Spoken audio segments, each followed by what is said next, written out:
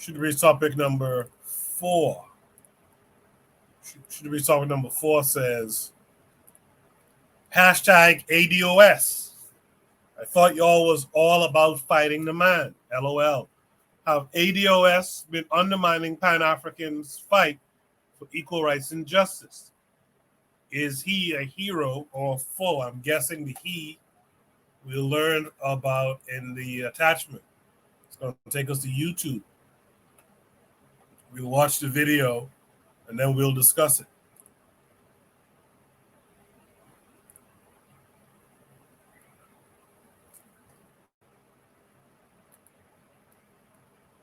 Sorry, yeah, hold on. Then, a new war had begun at home for Americans. Foreign spies were everywhere, so that was the feeling at the time. So the government responded by recruiting their own spies, hundreds of thousands, that they integrated into all aspects of domestic life. One of these spies was an esteemed Black military musician the U.S. government deployed to investigate Black organizations that they labeled radical or subversive. But what their spy uncovered in his final report was far from what the government expected. I'm Joel Cook, and this is Rogue History.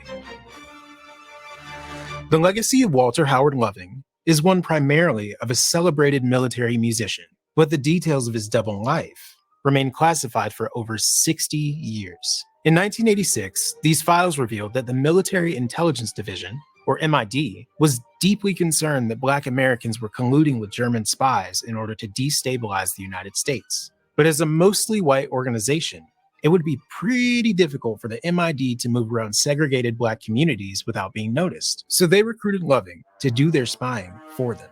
His work as an intermediary started in the Philippines in 1902, where he served as the conductor of the Philippine Constabulary Band for 14 years. In an intensely violent racial climate, Loving earned the respect of his Filipino bandsmen by speaking their language and acknowledging their struggles during the early years of American colonization. His musical talent provided a useful tool for making connections, and he could relate to them in ways that white soldiers couldn't or wouldn't. His ability to operate in the gray area didn't escape the notice of his superiors. Ralph Van Diemen, the future head of the MID, was also in the Philippines at the same time. Several years later, he tasked Loving with traveling the continental US to investigate his fellow Black Americans and create a new network of volunteer spies. So what exactly were they looking for? Well, insurrection. In 1917, mass racial violence against and individual lynchings of Black Americans were widespread, and segregation laws were still in effect across much of the country. One of the worst racial atrocities in American history occurred in East St. Louis, Illinois, when white Americans murdered at least 100 Black Americans and displaced 6,000 over a 3-day period. With 200,000 veteran Black soldiers soon to return from Europe, and unwilling to tolerate such violence anymore, the MID saw the Black community as vulnerable to what they called Negro subversion. Now, it seems like it would be really hard for one of the most well-known musicians in the country to be a spy, right? When discretion was needed, Loving had a top-secret network of informants. But oftentimes, his renown was actually his best tool. When a meeting of the National Race Congress convened in 1918, Loving, the beloved band leader, was front and center.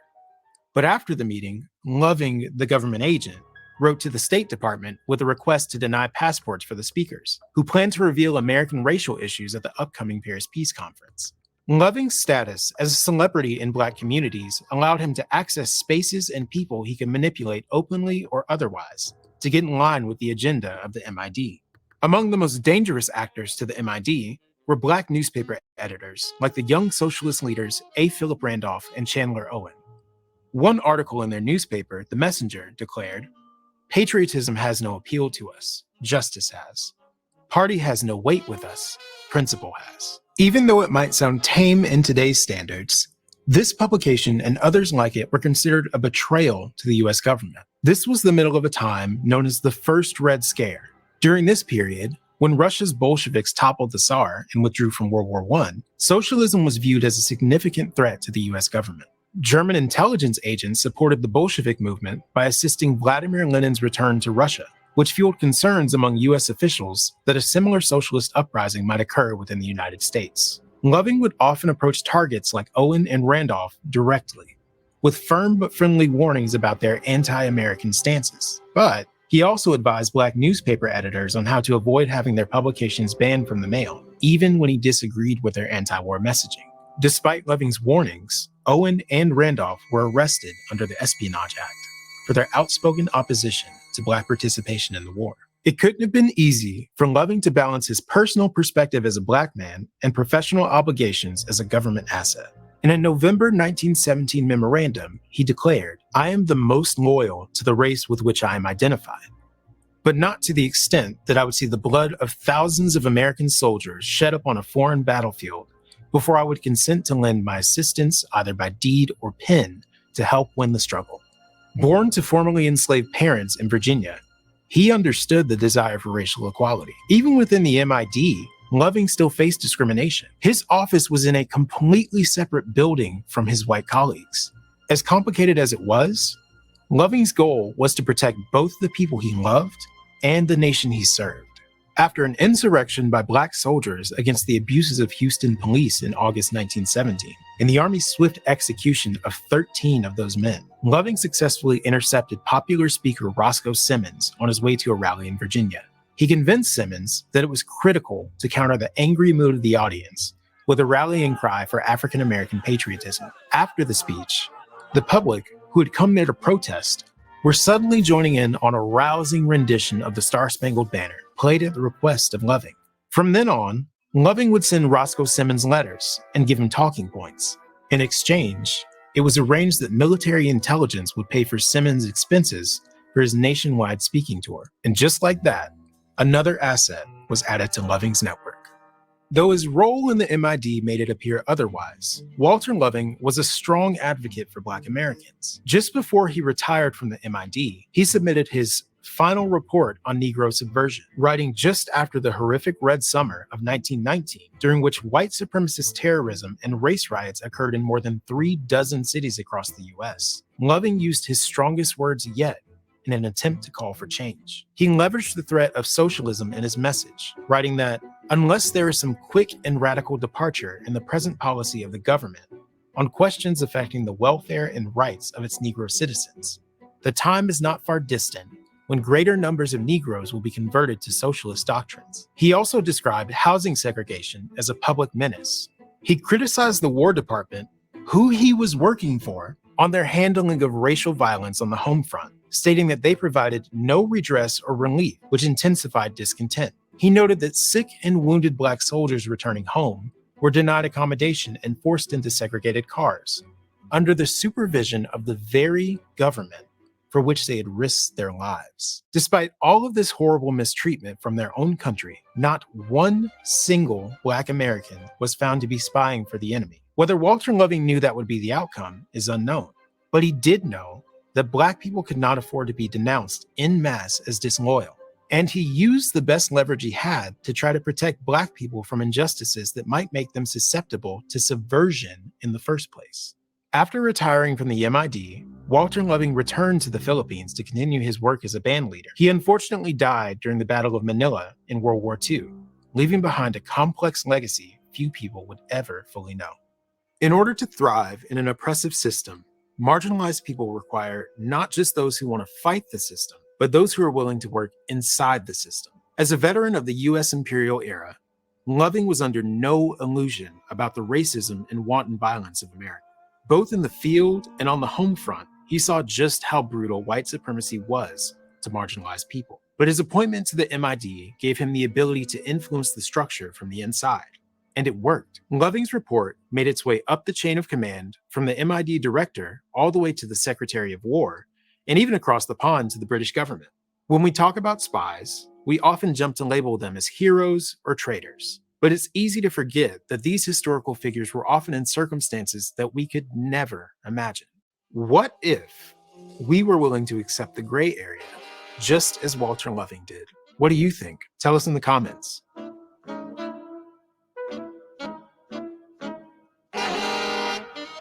Interesting story.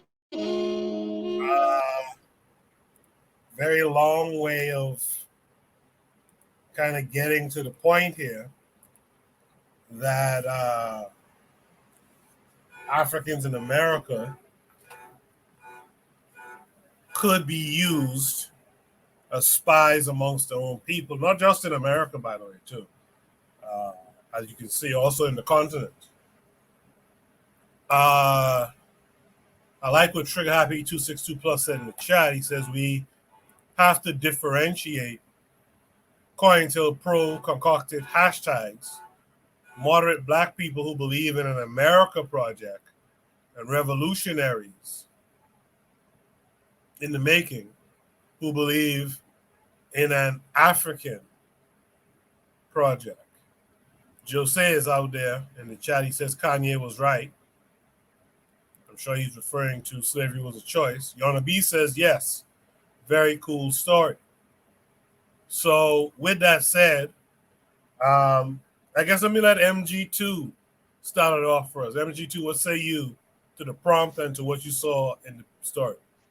Actually, you must be following my history list on my YouTube, because I had watched this the other day when Joel was talking, and I'm glad you went ahead and presented this, because this was something that I was going to go ahead and talk about, and then I said, nah, it's no different. The thing about Howard, I believe that Howard Loving is he's no different than like any black folks you see walking down the street, especially those that pump up their fists and say they're Pan-Africanist or RBG or, Nation of Islam or Crips and Bloods or Moors or Israelites, whatever we call ourselves. He's no different. It's just that his is a little bit more, for lack of a better term, institutionalized. And here's what I mean.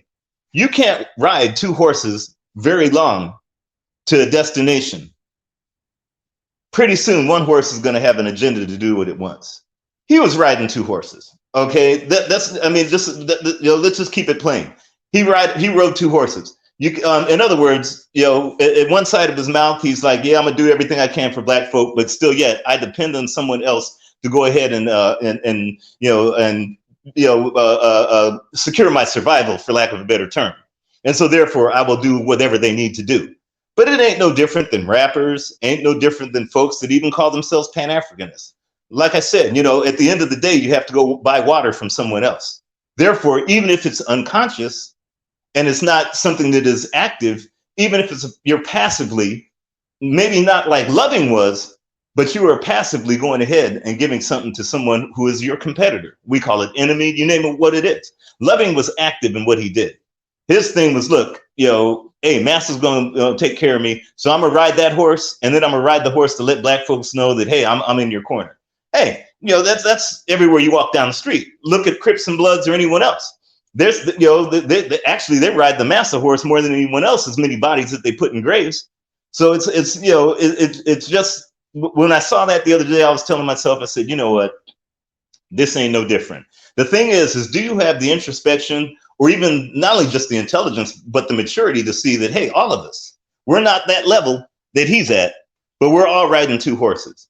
And it's unfortunate. I noticed this, folks were putting in the chat about ADOS. They're trying to ride three horses. Okay, I don't know how, whatever direction they're going in is crazy. But the thing is if we have intelligence, if you have wisdom, if you have maturity, and not something that's going to go ahead and present a conflict with your ego, I'm talking real true introspection. Ask yourself the things that you do every day. And I always ask myself, if I done something to this day that would at least get me off that other horse of securing somebody else's destiny and not the destiny of our own? Have I gone ahead and learned something? One thing, if I could learn one thing that day of what I can do tomorrow that I could go ahead and apply, that'll keep me from going ahead and supporting another race who's definitely been riding our backs, then maybe that might be that wisdom that I'm talking about. So Loving is no different than any one of us. We just do it passively. I'll pass the mic. Appreciate that, MG2. Erzuli in the chat says, cool story, how? What the hell? No, when I said cool story, I was referring to it in the sense of that the shit happened. Like, it's a cool story. I'm like, wow, that happened. Like, these folks were able to conscript us to do these things. And I like how MG2 pointed out that on some level, we've all been conscripted to do this stuff.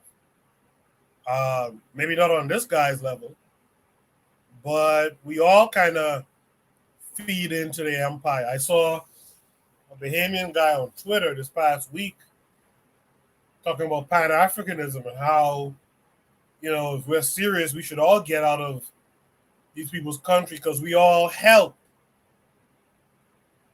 to give this country the power that it has. We all contribute to it, in our various jobs and, our various places in the act of commerce, etc., within this country. So it's a very interesting thing. Let me hear from Black Steel. Black Steel, what say you? Can you hear me okay, Coco? Yes, sir. Okay, I was driving, so I didn't know if you hear me okay. Man, let me tell you, just listen to the story, man. These crackers are absolutely hilarious. So during the early 20th century, some of the most violent race riots, race disturbances. Hold on one second. Happened in America, and they're concerned about black people um, rising up against the government. That's crazy to me. Like, how dare you, Negroes, defend yourselves? It's crazy how white people think. Like, of course we're going to have an issue with being killed and murdered. So yeah, that it's um can I'll take a break. Can I let somebody else go and I'll come back? Sure thing. Bueno, what say you to this? Yeah, I think that first let me address MG2's comments. I think that MG2 is ahead of the curve in being off of the plantation almost on a granular level. And what I mean by that is he is what is the suggestion is if you even using a nail or a hammer, that hammer must be created and formed by, or a nail must be created by formed by black hands.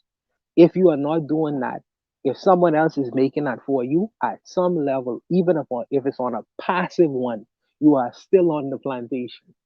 Now that is ahead of the curve for a lot of brothers and sisters. I think John Henry Clark said that if you're talking about building a nation, and you can't even create your own underpants, your own in the Bahamas we say jockey shorts, but in the Bahamas, if you can't create your own underpants at some level or another, you are still on the plantation. Now, many of us in reached that stage yet on that granular level.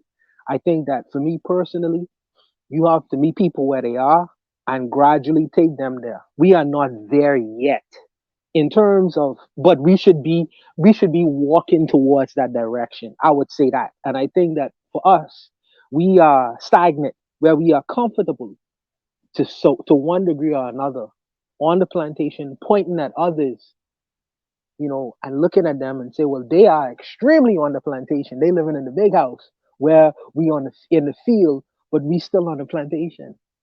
We still on the plantation. We still contributing to the plantation existence. And there are some of us who are walking towards our freedom. There are some of us who have completely left.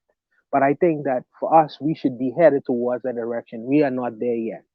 In terms of this particular individual, what I would see is that there were many people like him. Even in particular in the UNIA movement, there were many turncoats in the UNIA movement. This is the problem. What I have with my ADOS brothers and my FBA brothers is nationalism, black nationalism, and Americanism can't live in the same house. They cannot coexist in the same house. One must leave and one must stay. And they are trying to shoehorn themselves in one room in the house of Americanism. But Americanism say if you exist in this house, you will always exist in this house as a child. You have no rights in this house. We dictate what happens to you in this house. And they trying to forge themselves into a house where yes, you could exist in the house, but you only could exist in this house as a child or as a man made up to look like a woman. You decide, and that ultimately that's the conclusion that they have not come to yet. But that's just you could see it on the streets every day. You see these guys dressed up as women now trying to exist in the house of white supremacy. The reality is, if you wanna exert yourself in terms of manhood, you must create a house for yourself. That's really what it is. So you could isolate yourself and say we are distinguishing ourselves and we are different from these black folks over here. Even if you still say that, you still trying to force your way in terms of being the separate black space within the house of Americanism. And Americanism says that if you white, you are right. If you are black, get back. That's the ultimate conclusion FBA and ADOS have not come to yet, but that's what you're gonna have to come to. Y'all can't exist in the same house, But that's what I have to say about this particular issue, though. I appreciated every word of what you said. Is Black Steel available to speak now? Yes, I'm back. All right. Sorry about that. But okay. So to this story, it's a little just every group of people has its traitors and its sellouts, and I can respect the brother trying to be lukewarm, neither hot nor cold. But like it says in the scripture, if you're neither hot nor cold, I'll spit you out my mouth. So I kind of look at the situation where this man is just kind of spying and informing and assuring the government of Black Americans' loyalty at a time where the government is completely turning a blind eye, as they do now, towards the violence and the lynchings of African Americans at that time in history. So their concern was not so much for African Americans' well-being. They just want to make sure they're not working with the Germans or they're not working with any other foreign power. And Black people in America have always been seen as a potential fifth column. During the War of 1812, it was former slaves that led the British to the White House so they could burn it. So white people have always been concerned about, Black Americans potentially having linking up with a foreign enemy and destroying, because we have every reason to. We have every reason to do so.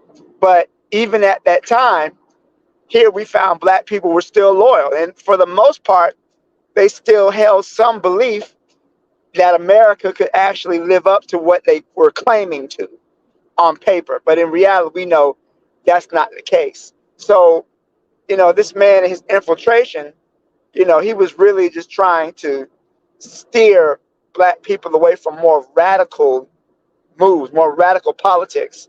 For his reasons, I guess he's determined he doesn't want any people killed. But, we see that these infiltrators have continued to go on, the Panthers and the Black Liberation Army, and this has just been a continual thing. As far as the thing about ADOS, the ADOS is not, they're not a real thing. You don't really see too much from the ADOS off the internet. The ADOS is not, I believe they're bought and paid for. They're meant to undermine Black unity. And whenever I see an American flag in somebody's bio, my spider sense starts tingling. So I'll leave it there. Thanks, Koku. Well, thank you, Carl. I'm curious to hear if MG2 has a follow-up to anything he heard here. Yes, I'm glad that Brother Black still brought this up, because a lot of folks don't know that ADOS is sponsored by the white ring nationalists called PFIR. They've been in cahoots with them for the longest. And the FBA nonsense is no different. But if you do your research, Brother Kwame did it. He was on a Jamaican radio show, and he broke it down. He knows the whole intelligence network that's behind ADOS. That's a joke, but it's an unfortunate, dangerous joke. We should know that as African people, because they are not us. They clearly are riding three different horses. And I'm not going to go with anyone that's riding three different horses and try to go to a destination that they'll never get to. One of the things about Loving is and it's amazing, that name Loving, because that reminds me of something that happened in Virginia that was just as disastrous. But anyways, the thing is his loyalty is a loyalty. Unfortunately, it's a divided loyalty. And again, as Black still was saying, hot and cold. When you're lukewarm, you got some problems in the scripture. Okay, basically, a lot of us, like, I'll tell you who wasn't lukewarm, and it just happened a few hours ago. There was a Peckerwood that went into a dollar store. He was not lukewarm. He decided, hey, I'm gonna be hot as fire, okay, as most folks say, fire. And unfortunately, 3 Africans died with him not being lukewarm. Okay, so therefore, I have to ask us, how many of us are going to be just as hot as fire as that Peckerwood that walked in the Dollar Tree? Okay, I mean, clearly, okay, here's another loving case. Many of you guys forgot about it, but I think about it every day because I still see the people's faces in my mind. I think it was June 15th or June 16th. Was it 2015, somewhere around in Charleston, I think it was? There was a, you guys call him white nationalists. I'll just call him a devil. That went up into a church and killed 9 of us. Okay, again, no different than what happened 7 years later, 8 years later. Ain't no different. 8 years later, it happened today. Okay, it was just not 9 of us that got killed. But did you guys realize that one of his best friends was no different than Loving? One of the guys he used to hang out with that knew that this Peckerwood, it was a little Negro that looked like Ludacris. That said that was Dylan Roof's friend at one time. And he said he knew that Dylan Roof was going to do something, or at least he suspected that it was going to happen. In other words, he knew it. But he ain't no different because, again, his loyalties get us killed. Okay, his loyalties are damaged because they're either divided or they're on the other side. ADOS, FBA, and all these other nonsense, no different than Loving. They are dangerous to us. Now, I don't want to beat up on this Loving character because, like I said, we all do the same thing, even if it's vicariously or even if it's unconsciously or even if it's passively. Unfortunately, we are supporting those things that are killing us, whether it's just drinking, smoking, hanging out, not producing something that's going to save the race, for lack of a better term, not thinking in terms of complete productivity or even conquering. Many folks don't even think about conquering conquering this so-called country or anything else. The thing is like, look, man, that's impossible. We can't do this. Well, clearly somebody in January 6th tried it.